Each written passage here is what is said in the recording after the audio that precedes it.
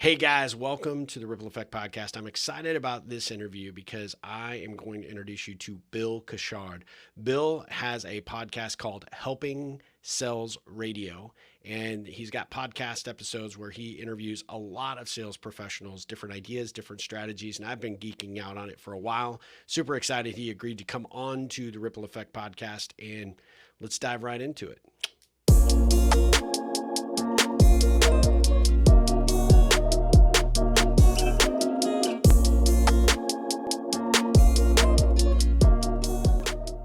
Hey, Bill. How are you? I'm doing good. Great to meet you. Great to meet you too. It's good to meet on a podcast. Yeah, absolutely. I've got to be honest with you. I feel like I know you because I've been listening to your podcast for quite a while now. It was Oh, wow. recommended. Yeah, it was recommended to me by a good friend that kind of geeks out on sales strategies and ideas. And he's like, I know you love that. And so you need to check this guy out. He's got some great content, some great guests. And so I'm a big fan. So officially, welcome to the Ripple Effect Podcast. It's good to be here. Thanks for Yeah. having me. Yeah, it's great. Well, I mean, I've got tons of questions because I'm a total sales nerd. I've been in the sales game since I was 18 and always have been kind of a consumer of great content, good books, good articles. But, most recently in the last 10 or so years, great podcasts that talk about the process of selling. And when I found yours, and congratulations, it's an amazing podcast. I mean, you're nearing 300 episodes on Getting helping close. sales. I mean, it's pretty exciting. So what was the motivation and inspiration behind starting the show? Let's start there. Well, a colleague and friend of mine, Sarah E. Brown, she runs marketing at a software company in Boulder called Intricately. And she, at the time, worked at Service Rocket with me. And she said, Bill, let's do a podcast together. And she made me do it. I joke about this. I think she made me do it. Yeah. She had run a podcast previously, a customer success podcast, Yep. and thought we could do one. And we co-hosted it for about 70 episodes or so. Yeah. So I think she basically was the podcast whisperer, got me started, and left me to grow on my own. That's kind of what happened. Yeah. Yeah. Well, and so this show has just kind of evolved and grown from there. I mean, the thing that I really like the most about it is that you bring interesting people with different perspectives on the process of selling, right? And I have a passion for the process of selling because I think a lot of people don't do it well. They get into the sales game for the wrong motivations, the wrong thought process about what that is as a career path. And what I like about your approach and what the exposure of content that you provide with the guests is everybody really gears around what really I'm about, which is the key to relationships. If you're really good at selling a client, a product, or a service, if you build that relationship with that customer, they can become a customer for life. When you have to worry about a competitor or you are treated as more of a transaction, there's no long-term customer loyalty. And so I like the way that you sort of have guided and directed through these episodes, the different approaches to really understanding the importance of building relationships correctly. So it's very, very powerful stuff. And the show, although it's called Helping Sales Radio, it is not strictly a sales podcast. I think you're sort of alluding to this. It's like what I want to do is talk about a philosophy that says if we are helpful people, if we go beyond our own personal goals, right, and we try to look at what the customer wants, if we're helpful to them, they will possibly be better customers. And so when I say helpful, that could mean helpful marketing. Let's go to the top of the funnel, right? Sure. Helpful marketing could be maybe we don't have to get every single person to click on every single call to action that leads to a purchase every time we do something. Maybe we can just help someone solve. Okay, so there's one example. A sales call, I like to say, I heard this somewhere, I don't know where, the sales call should be so good that the prospect should say, I would have paid for that call, right? Because the salesperson was saying, hey, I'm challenging you, your date, that kind of thing. And so then you go through the funnel, you go, okay, now they're a new customer. So how can we do an implementation that's right, or onboarding them, or how can we deliver the service or the product in such a way? And maybe we don't bill every hour. Maybe we just help a customer and not do a change request and go through purchasing again and make the customer go through their buying cycle. So I look at the entire customer journey. and say, well, with each step, how can a role help a customer in a helpful way? It's Yeah. basically it. Yeah, I mean, I love that because it isn't just about the transaction, right? It's about the entire Yeah. process. There's a lot of trepidation and a lot of concerns that if you don't uncover those pretty early in the conversation with a prospective client, those things can come back to bite you. And of course, if you're treating it just as a transaction, customers kind of see through that as well. So you're not building that loyalty on the front end, but it certainly won't be there no matter what you implement, right? Whatever product or service it might be. So I think that's key, and it's essential. And a lot of organizations don't train their salespeople to understand that, and don't put the time, energy, and effort. They know the technical and the tactical aspects of whatever it is that they're pitching, but for the most part, they don't actually understand the human factor that goes into that. The buying cycle, the decision points, the people that are going to have to be comfortable with whatever it is after it's done, the transaction's over, and they've agreed to purchase. And then what it takes to keep them as a customer. So I really love that.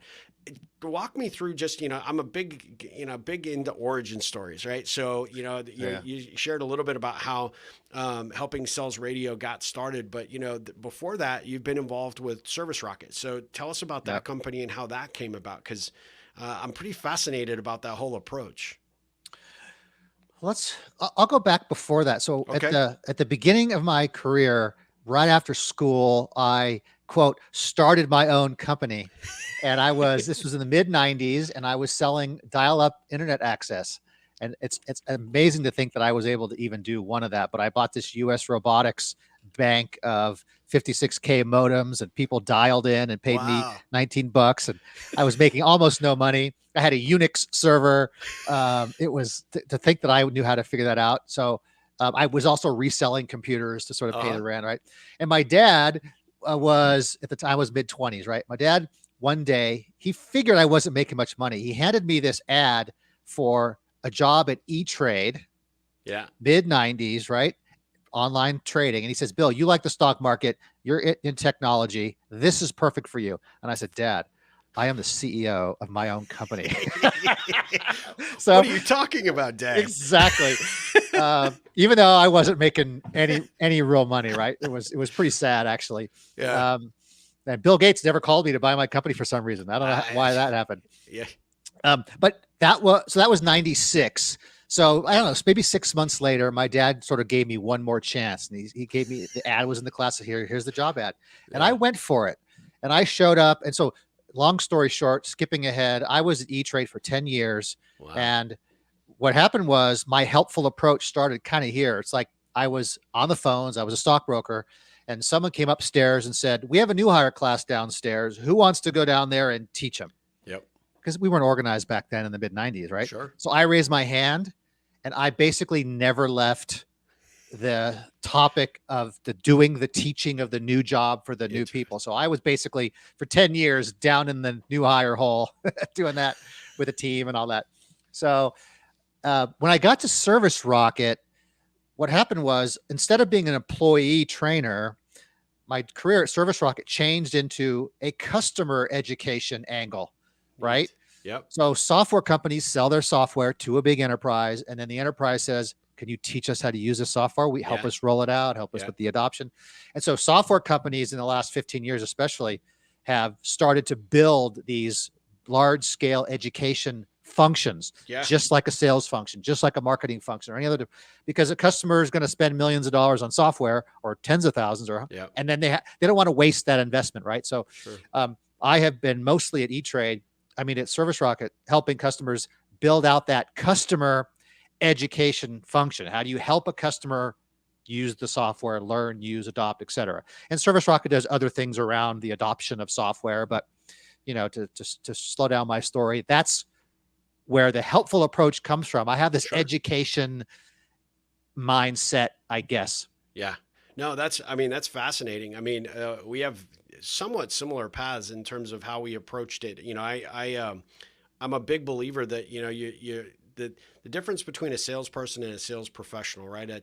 A salesperson has to sell and close the deal. A sales professional never does, because they're constantly looking for ways that they can add value and solve problems, right? And that helpful approach is really essential, not only on the front end, but that they hold their hand, the client's hand, all the way through. And, the fact that you guys are focused on software and software as a service is something near and dear to my heart, because I own 2 software companies. And Yeah. I tell people that are considering doing business with us, the difference isn't the product, right? The difference is the team. That's We're right. here to support you, not just on the front end, but we're always here, and we answer the phone.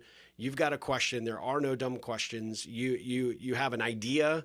We want to take those from you, and we want to see if it makes sense, and it benefits you. It benefits our other customers, and that consultative approach is something that I think a lot of organizations they just miss. And it's not a one and done kind of situation. And even if it is to a certain degree, they often wonder why they're not getting the repeat business, or they're not renewing the contract, or what have you. And sales, in my opinion, is a continual process to continually Oh, to add value, yes. right? So, Yes.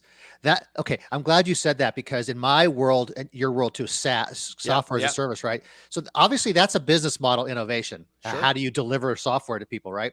And so what we haven't done, we've inserted this thing called customer success as a way of this ongoing help with the customer, right? yep, To get to the renewal and the outcomes. Okay. But even in the sale, we still haven't gone all the way, because we haven't gone to the continuous sale, because a customer success manager is inserted into the process. And then what happens is, before the renewal happens, we bring in a salesperson or the account manager and says, yeah, hello, my name is Sally and I'm your account manager. And the customer's like, who are you again? yeah, And yeah, asks the customer success manager, hey, Joe, yeah. who is this? What are they supposed to do? Well, they're going to sell you on the renewal. I'm like, they don't even know what I'm doing here. Yeah, You do. Why don't you you do do. that? Yeah, why weren't you doing this? We're Yeah, still insert. So there's a sales team, then the customer success and the implementation, maybe then a customer success team, and then an account manager team or role, yeah, whatever. And so instead of having this continuous cycle of help me with a value proposition that leads to something that I need to purchase that helps me achieve another value proposition, there's this continuous relationship with the customer. yeah, We're still like bringing people in to, do the transaction, yeah, right? Like you said yeah, earlier. yeah. And customer success and SaaS are going in the right direction, but we still are it's still the next transaction. It's not really continuous, like you say, Yeah. right? Yeah, we use a product that I'm sure you're familiar with, and I've go through this process at least once a year. We have a version of software, or excuse me, Salesforce that we use to manage our influx of customer leads, our Sure. support tickets to a certain degree, and for our software company, it becomes the Bible. If it's not in there, it didn't happen, kind of thing, right? But at the Yes. end of the day, the funny thing is we're a pretty small player, so we don't get a lot of their attention. But it goes without fail every 6 months.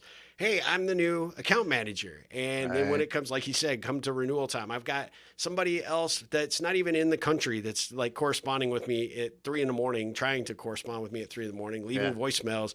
Call me back. Need to talk to you about your contract levels. And I, this last time I was really close to, like, being software folks, right? At the end of the day, it's like, this is kind of stupid. We could build our own. We should build our own and Yeah. go around this process. But, with all the priorities that we have going on, it's like, I always talk a good game, but I got too many other things to deal with. So I almost always end up, just, well, screw it. I'll just sign the contract and renew it. But this last time I had somebody that actually kind of out of the box said, well, why do you do business with Salesforce is in comparison to anybody else? And I said, I've been a client for 10 years, had multiple, I mean, I can't even count how many account managers I've had, but they Yep. don't do anything. They don't manage the relationship whatsoever. So it's like, Right.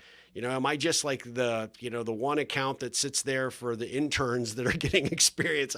I don't know. But this lady had a really interesting question. I said, as a renewal manager, I'm pretty interested in why you asked the question. She said, well, I'm intrigued. And I said, well, are you intrigued because you're surprised people renew with you? Because the Ah. process is so informal and there's no relationship. And she said, Mhm. quite honestly, yeah, small to medium sized businesses don't seem to have a lot of loyalty to us, but they also seem to get caught into this cycle where we kind of get the business by default because moving the data off and migrating to a different platform is too big of a headache. And That's for sure. she said, I'm curious if you have that experience. I'm like, yes, I do. And as a software company, it kind of offends me to a degree that, nobody cares over there, right? About where we are, what we're doing. And yes, we're not, we're probably spending 10,000 or something a year. I should know this. But at the end of the day, check the invoice. Yeah. My CFO will not be happy with that comment, but at the end of the day, it's one of those situations where, the pain is almost too much to go away. But if there was a better alternative that somebody was there to really commit and grow that relationship, I'd be gone in a second. Yep. In some sense, software companies are in a pickle and a bind because the economics of staffing you properly probably doesn't make sense. Correct. And so what we do in software is we say, okay, we'll do tech touch customer success. Let's automate this. Right? We said it pop-up windows. Oh, Let me tell you a story. So we went down the road in our learning management system software, right? Where we wanted to automate some of the contact with customers. So we did a lot of in-product messaging as one example, and the pop-up and would tell people what to do and new announcements and releases and, all that stuff. And always links to the customer success manager. But I tell you what, 18 months of that, 75% of the comments to the NPS surveys were, stop at the pop-ups, enough. Yeah, please. And I literally one day counted. I went through all the response with pencil. I counted. Okay, that's about stop the pop-ups. Stop the pop-ups. And it was 75%. And I joke now that our NPS software was killing our NPS scores. I have heard that. I have absolutely heard that. And it was an eye-opening moment. And so what happened to us was we embraced our business model of being high touch. Yeah. So we got rid of all that automation and went to a high touch model, and then other things cascaded from that, but we had to change our business model. But it was eye opening when you actually read the comments and do something that doesn't scale and actually just look, it's incredible.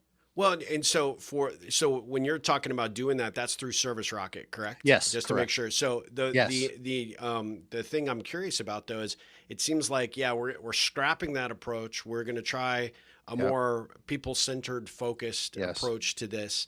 And you mentioned it, you alluded to it. Companies, I think they end up looking at the bottom line and they're like, we can't afford it.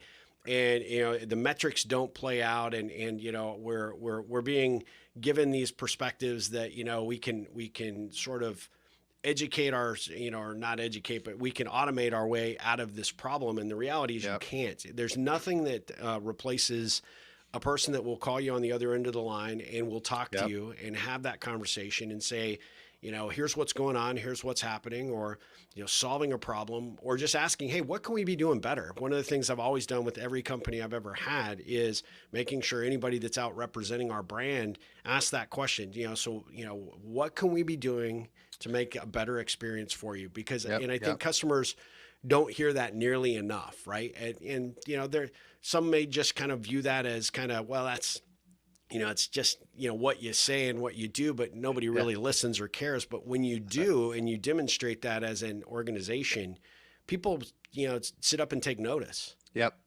And now, as you can imagine, I have a bias towards this high touch approach.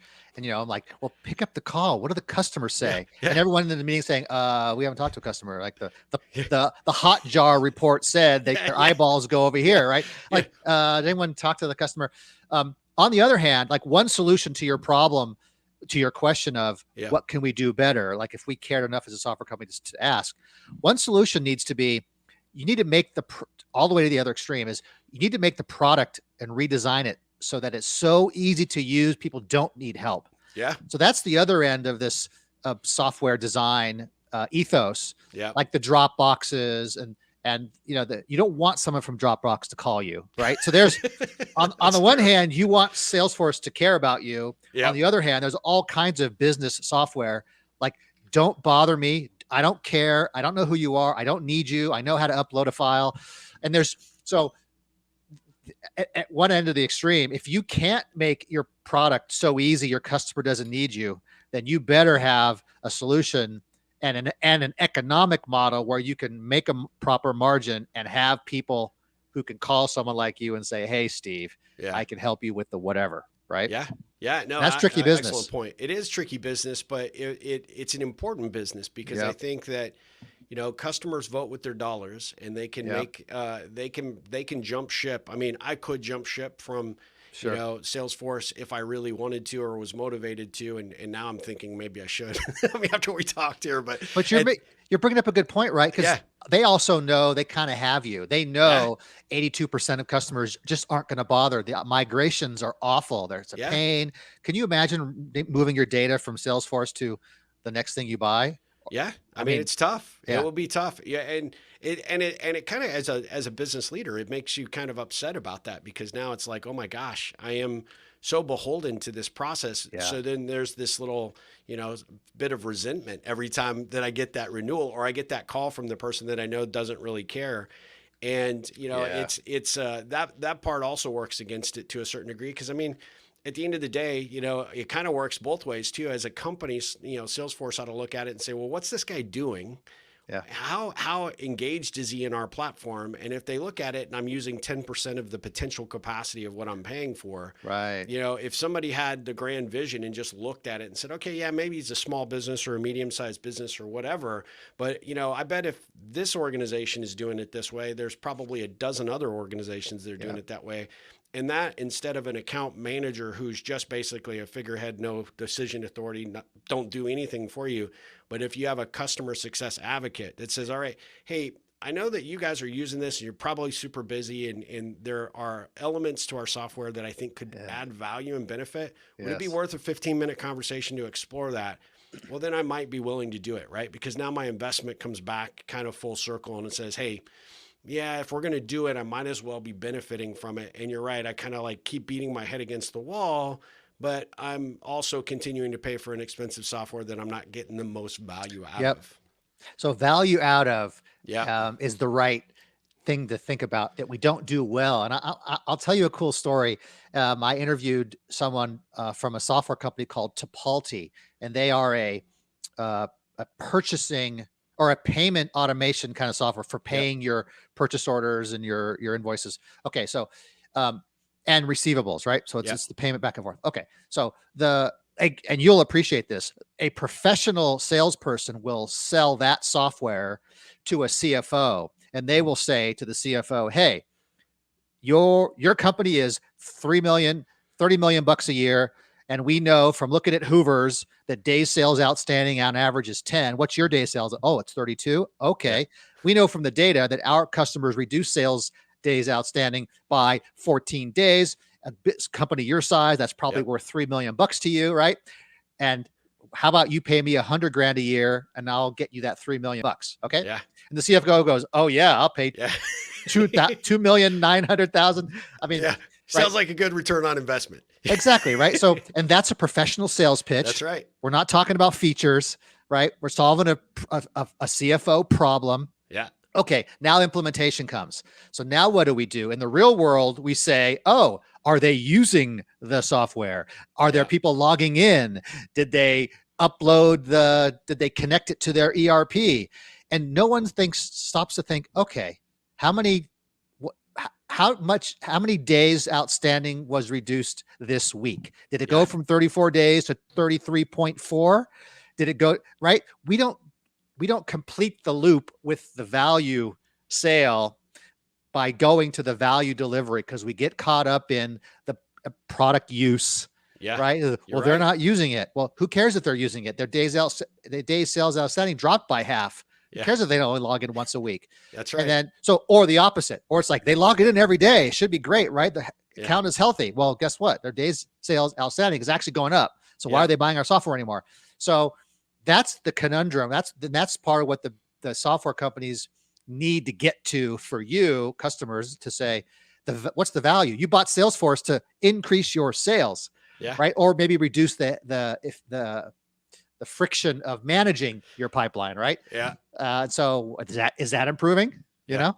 Yeah, no, you're right. Absolutely. And it's an excellent point. And, it does take somebody from that company, the provider, that software company, to really look at it from a more global scale. And that's where I think you're kind of alluding to a lot of these organizations. There's a disconnect from the person that gets that sold and gets that CFO super excited about reducing that time and more cash in the door, to implementation and the other issues that the software might present itself with because it's not being utilized to its full capacity. So, you know, and it really is, go back to, the Willinghams of the world, it's the solution selling models and the approach that you take. But, I kind of go back all the way to, the Zig Ziglars of the world that said, hey, or, oh God, Tom Hopkins.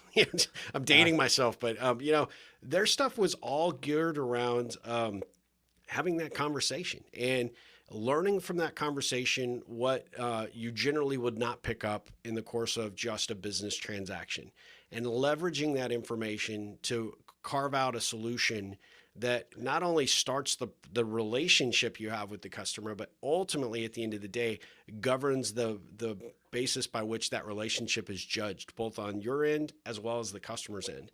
And I think that a lot of organizations just lack that significantly. Right. Well, what's that quote from one of those salespeople? It was, if you want to get what you want, you have to help the customer get what they want. That's exactly right. Yeah. And so I just go back to the CFO story and I say, well, how can I help that CFO get their days sales outstanding from 34 days to 17 days? Yeah.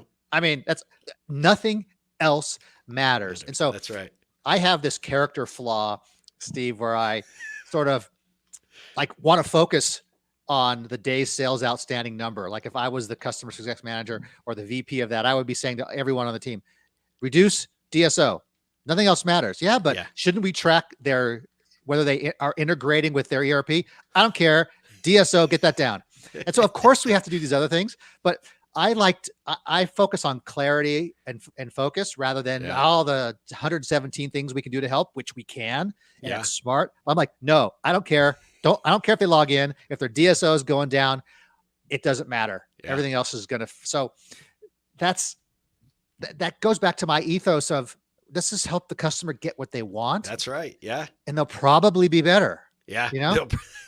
Maybe more times than not, for sure. Yeah. Well, so, switching gears back to the show and I'm going to put up on screen really quickly. I'm going to make sure I can, do this, without too much difficulty, but you've got I'm going to showcase here our your page for Helping Sales Radio. You've got some amazing people that you have interviewed along the way. I'm curious, how do you find the guests? Do they self-identify? Are these people that you're watching as far as industry trends that are out there doing great work that you are, kind of saying, hey, look, these are folks that I, kind of my individual, they're catching my attention or heroes of mine that are out doing great stuff in the industry? Or how do these folks end up on your podcast?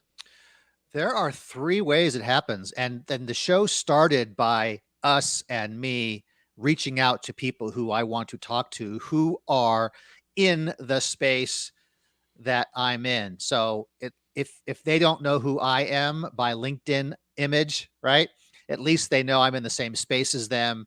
And I would just ask someone to come on, because that's one approach. I signed up for a few of the interview booking services as well. Oh, yeah.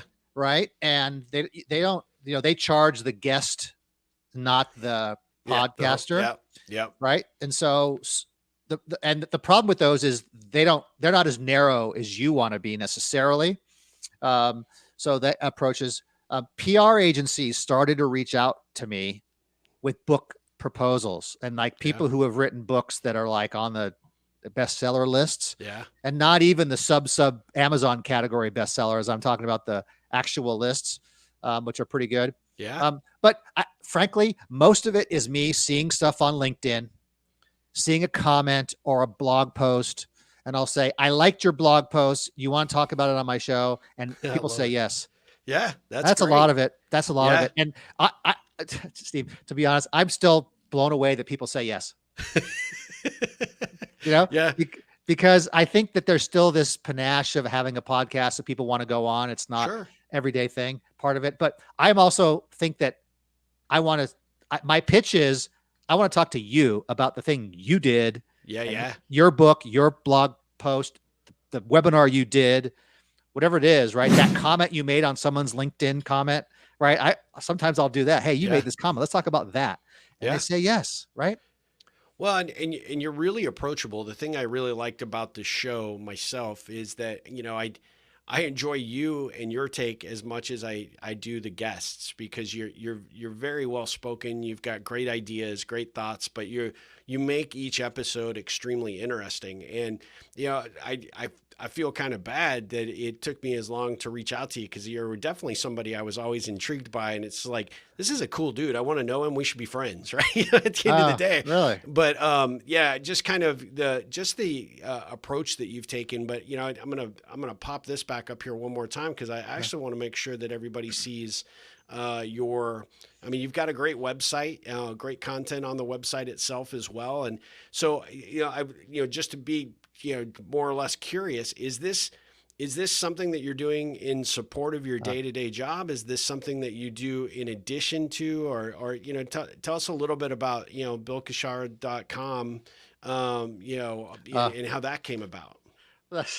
Okay. So the server, I'll talk about BillKushard.com in a second, but so Helping Sales Radio is a podcast of Service Rocket, the company I work for, Yep. and it's a brand building exercise, right? And so that's why we do the podcast. We're not monetizing it. We're not putting calls to action in the podcast. And when the sales call, hey, did you hear about us with the podcast? We don't do it that way. Sure. So that's that element. And frankly, I treat it as my 20% time, my Google Extra Friday kind of, I invented Gmail on my off time kind of thing. That's sort of how I treat that. Now, my personal website, BillKushard.com, I have to be honest, I had a website on Blogspot, which my domain pointed to for many years. There's probably 500 blog posts on there. And I moved it over to this one, which I use a real website service now. And I'm still building it up. It's just like, I got to build the website. But it's a personal website. And I will eventually start to do more writing on it. But I am also considering starting up another podcast as a personal project, which I might try to monetize, and I turn it into a real, sponsors and the whole shebang. I have a couple of topics in mind, and that would expand the BillKushard.com website and turn it into something bigger and better and all that. But there's only so many hours in the day, right? Exactly. I run into the same problem. Yeah. Well, the thing I really like about Service Rocket, and the fact that you guys are doing this, there isn't this overt push about what that company does, right? It's a really well done. The episodes are really well done, so that you're adding value. And I think we've been talking about it with my software company. One of the things that I think we want to do for our industry, which is in the software space for the construction industry for project management, is we just want to be a resource, right? At the end of the day, there are a lot of questions that people don't have answers to or aren't asking. And so it's really more or less a methodology for us to be able to say, hey, look, we're going to create the container for which we put this in, but it really isn't in an overt commercial for our business. If we add value and it helps you, build your next, major hotel or your next school for your school district, great. If you use us because of it, fantastic. But at the end of the day, it's about adding value to the, to that community and to that, to that audience in general. And you know what? Going back to the helping sales philosophy, I am a content marketing as a discipline. I just attach myself to that sort of emotionally so easily because the whole premise of content marketing is to do what you just said. I mean, we can go back to, with the 19th Michelin tires. They started the Michelin 5-star review booklets as a content exercise to get people to drive farther to find their restaurant. That's exactly right. So they would use their tires more on longer drives. I mean, it is unbelievable. And you don't buy a Michelin guide, or never did, because you want to buy tires. None of them ever led you to buy a tire directly. Right. But the approach is, let's help people discover the areas around them or go on trips or whatever it was. And so, there was a business reason for it, but it wasn't buy a tire from us, please. It was, hey, there's a cool restaurant out there in the boondocks up in the mountains. You should check it out. No one's ever seen it. And all of a sudden that place is busy. And so that approach, Michelin taking a helpful approach, helping the world discover their region and go on road trips is genius. I'm like, Yeah. every company should do this, right? You should help the construction industry. I should help software professionals help their customers do stuff with their software. Like, that's the point, Yeah. right? And they're going to remember Service Rocket because lots of Yeah. people listen, and whatever. And some of them are going to buy from us. Some of them have. Yeah. So, that's awesome. That's great. Well, it's near and dear to my heart because it's always been my philosophy in terms of selling. People always ask, why have I been successful in sales? I would not necessarily say I have been. I just have a passion for helping people, and a lot of times, especially early on in my career, I was the youngest Xerox agent in the country. So we were selling a product that was about 40% higher than any of our competitors from Japan. And there was a big challenge there. But what I actually was able to do moving to Austin, Texas, not knowing anybody when I started my agency for Xerox here, was that I just had, sort of this mindset that, whether you needed anything from me or not, I might know somebody that could benefit you in some way, shape, or form. And so keeping my eyes open and my ears attuned for opportunity. I mean, you just had a podcast about, really hearing somebody, understanding. You really get to that point where you're talking about, figuring out a way to ask them what they need. And if there's a problem, potentially being able to, interject in some capacity, not because you have an expectation of anything, coming back to you because of it. But it was amazing how quickly my business grew because I did do that. And long before I called, what I do for the ripple effect, long before I created the mindset of that ripple, when you take that action, those ripples that you create, they ripple out, but they always end up rippling back to you in some way, right? That's right. So it really has always been my philosophy. But to your point, I think these companies like Michelin, what you're doing with, Service Rocket and just the overall approach about adding value and the right people show up at the right time to consume the information that's necessary. And when you're helpful, they remember you because of it. That what you're talking about there, the being helpful in a sales call, and maybe you don't have something to sell them or they're not ready to buy. And so you can help them with something else. See, that's, the infinite game and the finite game. You can go to that philosophy. It's like, that's a long game. Yeah. Doing that. Right. And I think most of us, even salespeople that probably don't act that way, probably know that they should. Sure. And there's probably this, well, I have a quota, or I have a mortgage payment tomorrow, or the VP of sales is throwing chairs in the office, the most extreme examples. Yeah. And so there's this, life is complicated. And so it's difficult or easy. And maybe it's a matter of us embracing it. And can we really play the infinite game and just go out and help the right people, and then they will eventually buy from us and all that. And that's an interesting thing. How do I play the infinite game and pay my mortgage this week? Right. Yeah. I mean, here's the thing. The way I've always looked at it is you're investing the time anyway to call that person and call on that customer and say, are you ready to buy my product or service? Right. And so you're really not adding much by way of in terms of time investment to just ask a second or third level question. And what I have found, and I saw the experience all the way back to my copier days, was calling on a practice manager for an anesthesiologist group in Austin, who basically said, look, you call on me continually and you never, we're fine and happy and content with our current vendor. But you always have something interesting to share or something interesting to ask about. So he let me keep coming back. And it was extreme long-term, if you look at it from that perspective about the conversion of that one customer. However, when I sold my company, I had two firms in the office equipment space. And when I finally got out of it and sold my company, I look back at the relationship that I had developed with this individual. Not only did it manufacture other opportunities for me that I won't go into right now, but at the end of the day, he had referred other colleagues with other fields of specialty in the medical space. And I ended up saying, that investment of time ended up being worth hundreds of thousands of dollars of revenue to me because he said, hey, I've got a guy. This is who you need to talk to. And even though I'm locked in on a contract and I can't do business with him today, if I could tomorrow, I would. And that manufactured, probably 10 to 20 deals for us over the course of about a 5 to 8 year period, which was not insignificant when you look at it. The fact that you said, you're already investing the time to make the call. So you might as well. There's a lesson I've learned. There's a string of guests who told stories about how they do those extra things. So Yeah. they're the gift givers, and they show up at the client's son's baseball game when it's the Yep. playoffs, or Yeah. someone had a funeral for the aunt that they cared about, and so they sent a gift to the aunt and showed up at the funeral, and all of these things. And there are many examples of these things, and introducing people to Yeah. someone else, and getting a woman a CEO interview that she got 10 years later after they first met because they remembered. All these things are not extra work. None of them were. No. That was a lesson I learned. And it was just a mindset of, oh, I'm just thinking about the other person. I'm actually listening, or I have actual empathy, or whatever that trait really is. And it's not extra work. And yet I come into this sometimes thinking, oh my gosh, you did all that. How did you even know to think of a gift when the person said they like flowers? You bought a flower t-shirt and sent it to them.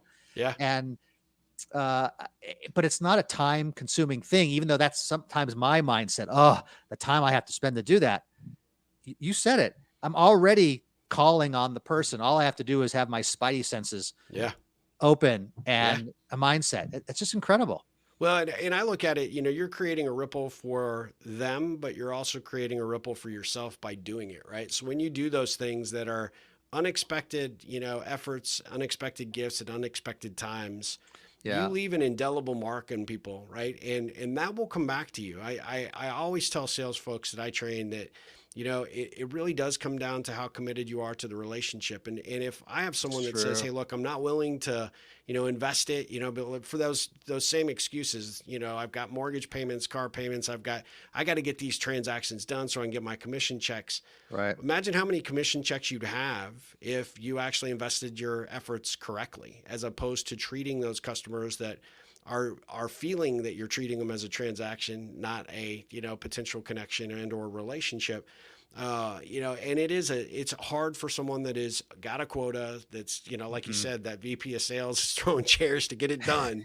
Yes. But I generally say, hey, then go find an environment that will support that, because longer term, it isn't about how many calls you make per day. It's about how many people actually know you and want to help you and actually want to continue to help see you be successful and grow your business. Yeah. If you're investing in those relationships, your best customers become your best referral sources. And they become just an endless supply of opportunity that will come to you if you do it right. So, I mean, we could talk about these philosophies forever, because I just could geek out with you for for hours, because I'm passionate about it. I think you and I have a very similar attitude about it. But my intent and my hope was to just get you some exposure to some of the folks that tune into the Ripple Effect podcast, because I have a lot of business owners, business leaders, and people that are understanding the importance of relationships the right way. I mean, I encourage everybody that may see the video or listen to this on one of the podcast platforms, definitely check out Bill and his show, Helping Sales Radio, and check out BillCustard.com, because there's just some really phenomenal content on there that you're gonna benefit from, you're gonna grow from. And I think there's a lot of value in spending some time, because you've taken the time to put together a beautiful show, and with your blog posts, really some head scratching good ideas. So well done. Well, wow, such kind words. I'm sort of blown away. Thank you. Well, hey, my big thing is, hey, maybe that's my ripple for you today, right? When I see good people doing good work, you got to shine the light on it. You got to recognize them for what they're doing. Yeah, it's been great to get to know you. I feel like we're not doing a podcast, that we we met at the golf course, or at the ski lodge, and we're just shooting the breeze and meeting each other. Well, I'm so grateful that you came on here. Is there anything else that you might like to share with the audience? Anything upcoming, or any specific episodes that you might want to, highlight? I know it's hard to pick one, because you've got so many great guests that you've brought on, but anything else that you could share with the audience that would be a benefit for them? Well, I'll just talk about a recent guest I had on, which her name is Teresa Lina. And she's a Silicon Valley exec and now consultant. And I just published an episode with her today, and she was on just 20 episodes ago, and I had to get her back on again. So she wrote this book called Be the Go-To. Yeah. And it's like, her message is, you need to be the go-to in your space so that people identify you and say that you're the obvious choice. It's like I love it. we're only going to hire them because they do this specific thing. And she developed this model for how to do that. And the reason why I brought her back on a second time is because her subtitle says, charge more and have your customers love you for it. And I think there's this epidemic of underpricing ourselves. Even in software at the enterprise level, we underprice and we discount, and we should be probably increasing our prices and saying no to discounts because we're valued. Because, and so I spent a whole hour talking to her about that and how to position yourself in such a way that the person should say, I don't care what it costs, get over here. Right. Or quote, I don't need a quote, just get over here. I'll pay you whatever it takes. Now that's an extreme, but the way to set yourself up so that you become the obvious choice for somebody, and the way she communicates that is just brilliant. I think you're positioning yourself as an intrapreneur because you want to get promoted. You should be the obvious choice to be the VP of whatever because of how you, and you could use her models to even do that part. So that's why I think her discussion 2 in a row, she's great. Yeah, great. Well, I mean, I definitely encourage checking that out. I put it up on screen so everybody can kind of see that. And the website that I'm going to put up really quickly, helpingcells.substack.com is the way to get to the website for the podcast. You just sign up with an email, and Bill will send you notifications when you have new episodes. You make it super simple and easy to do that.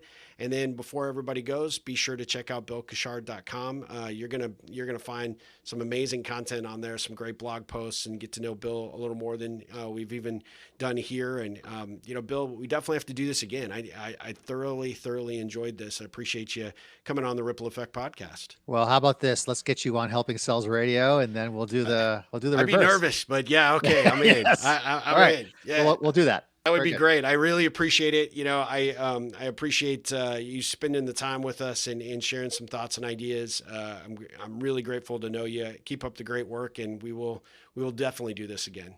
Thank you, Steve. Thank you. Guys, thanks so much for joining another episode of the Ripple Effect podcast. Don't forget to check out those links. Check out Bill and his show. Amazing stuff. You'll be very, very pleased that we exposed you to this amazing guy, because he is that. And as always, go out there and do some good in the world, make a difference, and ripple on.